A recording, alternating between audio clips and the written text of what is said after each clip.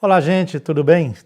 Nós estamos aqui hoje, a nossa equipe, né? De um lado e do outro lado da câmera, e não da vida, para inaugurar um processo diferente que a gente estabeleceu agora, que é um processo em que a gente se vê frente a frente com os espíritos. Um bate-papo tranquilo, sereno, e hoje nós vamos apresentar para vocês perguntas que foram elaboradas pela equipe e apresentados aos espíritos para que eles pudessem trazer o ponto de vista deles, espiritual e com uma visão, lógico, né, mais ampla que a nossa, a respeito de espiritualidade no século XXI, os problemas sociais, espirituais e tudo que envolve essa miscelânea de situações que vivemos em pleno século XXI. Então vocês estão aí, peço que prestem atenção, porque estamos aqui frente a frente com seus 7 encruzilhadas. Boa tarde para vocês. Boa tarde. Me pediram para ser porta-voz da mensagem dos guardiões superiores. E eu venho funcionar então como um médium entre vocês e eles.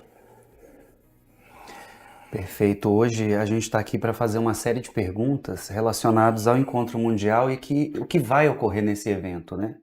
Mas para começar, a primeira pergunta, ela vem de uma constatação que depois de um trabalho de observação nosso do lado de cá, né? Que é durante décadas perceber os espiritualistas falando de transição planetária.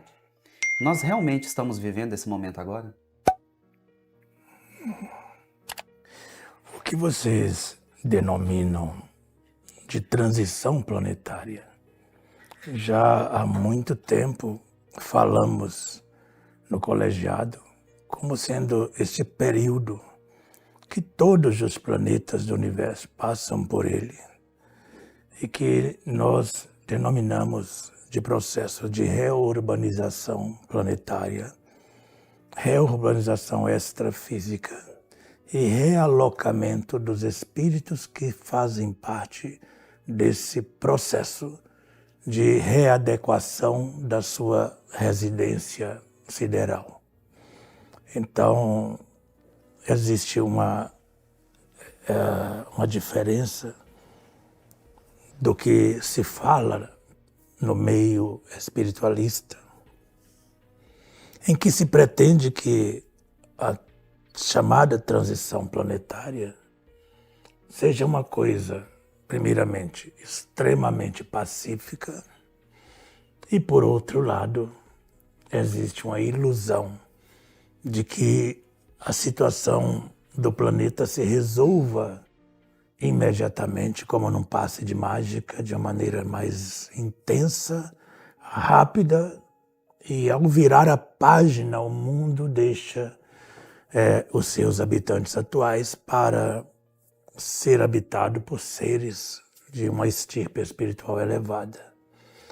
O que nós precisamos entender é que em todo processo de evolução, de progresso, a natureza não dá saltos. Nunca ocorreu na história da humanidade essa transição de um período para outro, e aí não estou falando do que se chama de transição planetária, mas a transição de eras. Nunca ocorreu isto em questão de 50 ou 100 anos. Em geral, foi um processo de milênios. Quando ocorreram essas transições no passado, leve-se em conta que o ser humano ainda não havia atingido o estágio que hoje chamamos de humanidade. Então são transições anteriores à civilização, que se conhece como civilização. Agora imaginemos então que hoje nós temos habitantes portadores de uma consciência. Quando eu falo portadores de consciência, são seres que se reconhecem como humanos, que pensam, que raciocinam, o que não existia nas transições das eras anteriores. Isso torna muito mais complexo esse período de reurbanização, de realocamento desses milhões de seres que vivem nesta atual morada planetária. E quando falamos disso, também temos que entender algo sobre a providência divina e o planejamento estrutural de vários sistemas planetários que, de alguma maneira, albergam em si seres que nós podemos chamá-los de almas irmãs, de famílias cósmicas.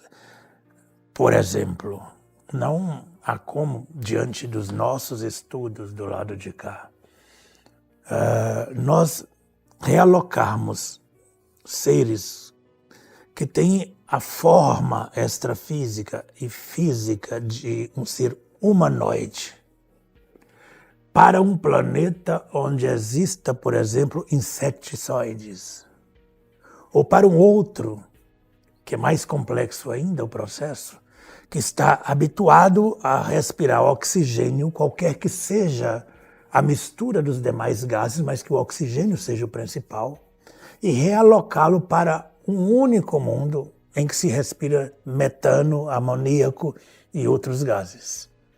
Então existe um processo muito complexo quando se fala em realocamento, em reurbanizar. Por isso não é só para um mundo determinado. Neste processo reurbanizatório, tem que se levar em conta também as características morais, as características de desenvolvimento de grupos kármicos. E quando falamos de grupos kármicos, são seres que se reúnem para serem realocados em outros mundos, mas que têm determinada característica sobre o ponto de vista dos seus defeitos, dos seus vícios, das suas paixões. Não misturamos tudo e colocamos num único mundo. Então precisamos entender isso para entender a complexidade deste processo. E a diversidade imensa de culturas, de etnias, de formas de ver a vida dos seres que habitam na Terra. Então, essa transição não é algo tão simples, rápido, conforme muitos esperam. Já começou há bastante tempo e vai perdurar ainda, talvez por alguns milênios afora. Nós estamos num processo importantíssimo desse processo reurbanizatório, mas até mesmo do lado de cá.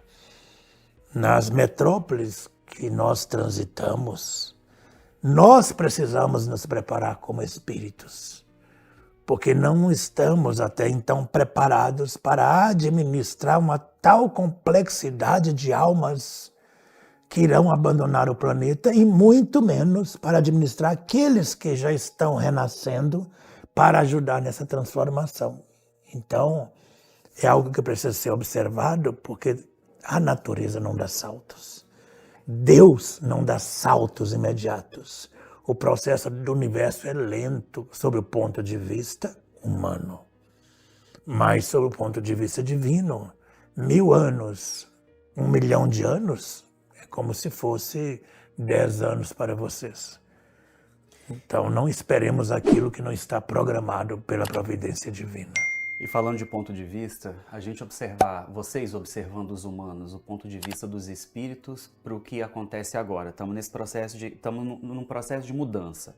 Mas por que então tantas pessoas, tantos espiritualistas parecem confusos justamente agora que essa mudança está acontecendo?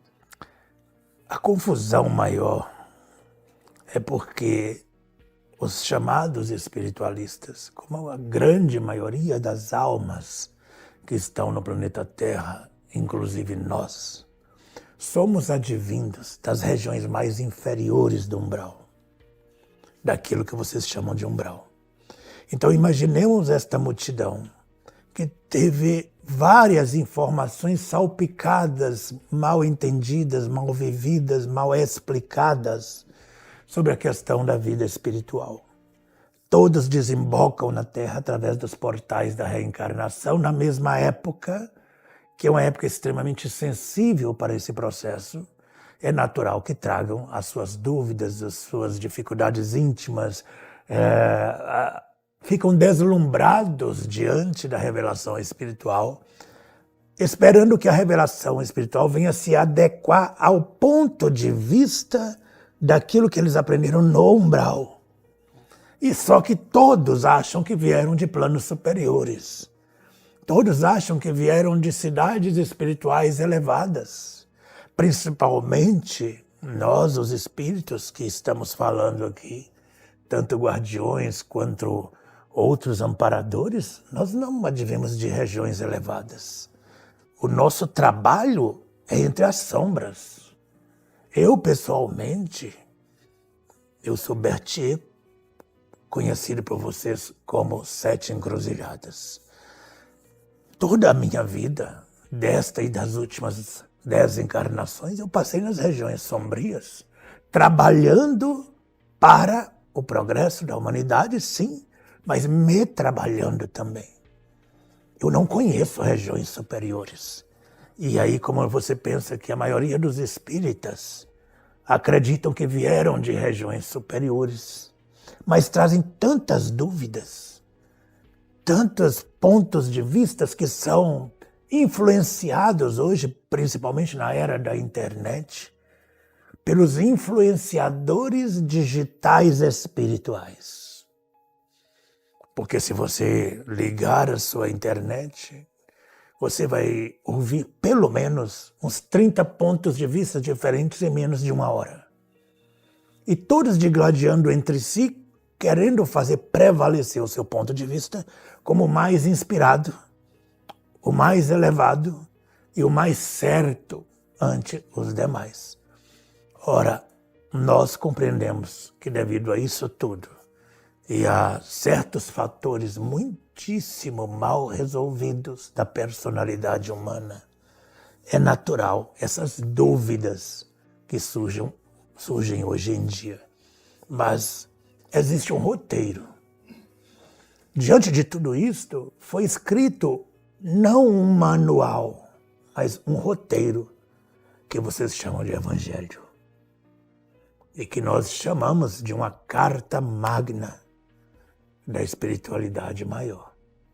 Este roteiro aponta o caminho, aponta a direção, mas ele não traz datas. Ele não diz que o seu ponto de vista ou o meu ponto de vista é o mais correto.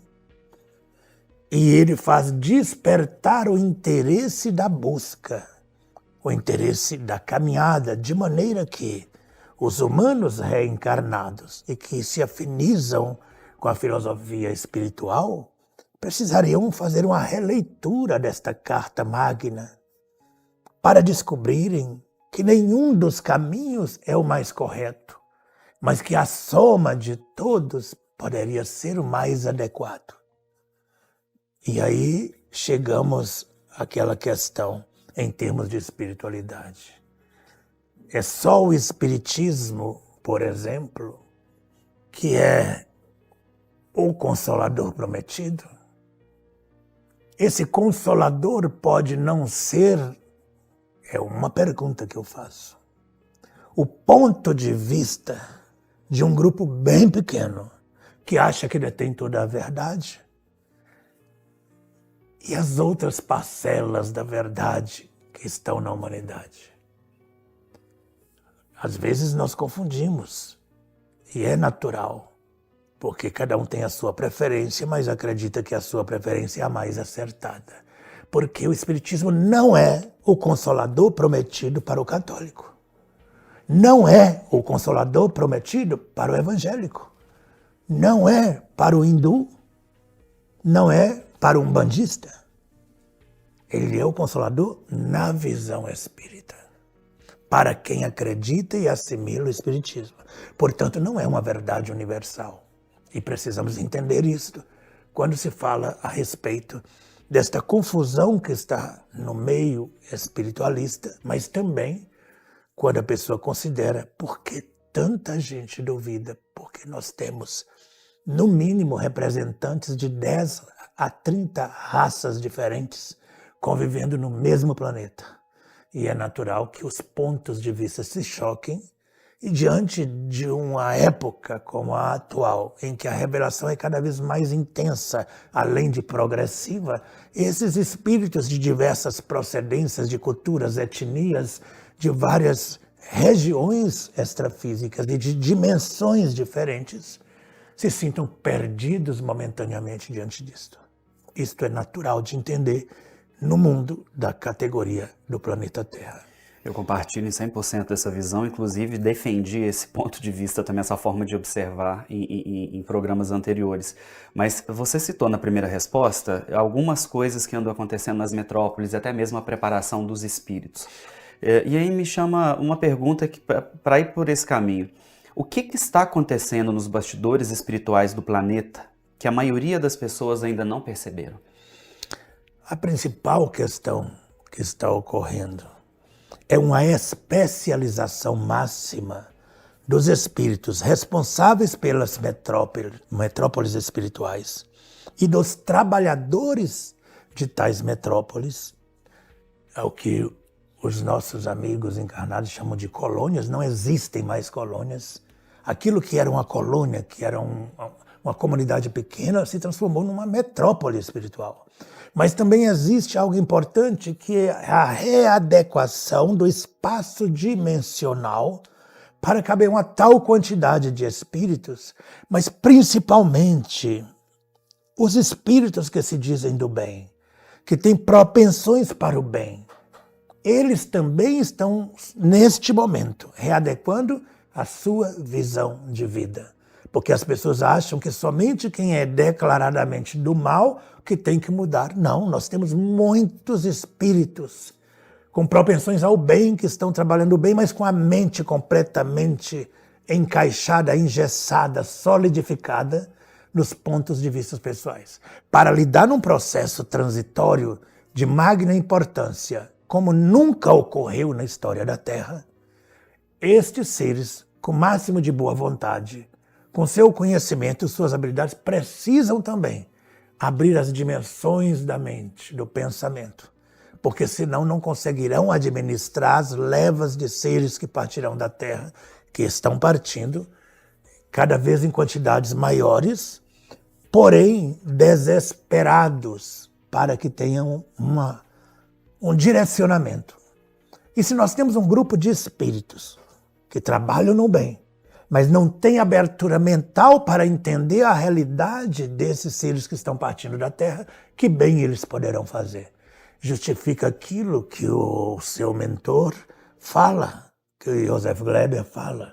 Cuidado, porque mesmo no trabalho do bem você pode estar bem mal. Isso vale para encarnados e desencarnados. Nós temos muitos espíritos coordenando grupos espíritas, coordenando cidades espirituais, e que estão bem mal, apesar da sua boa vontade, porque a mente ainda está muito fechada. Então precisamos entender que o processo é lento, não só por causa dos maus, mas porque os que se dizem do bem ainda estão engessados para entender a imensa variedade, a imensa cultura, a pluralidade cultural dos espíritos que precisam ser reencaminhados.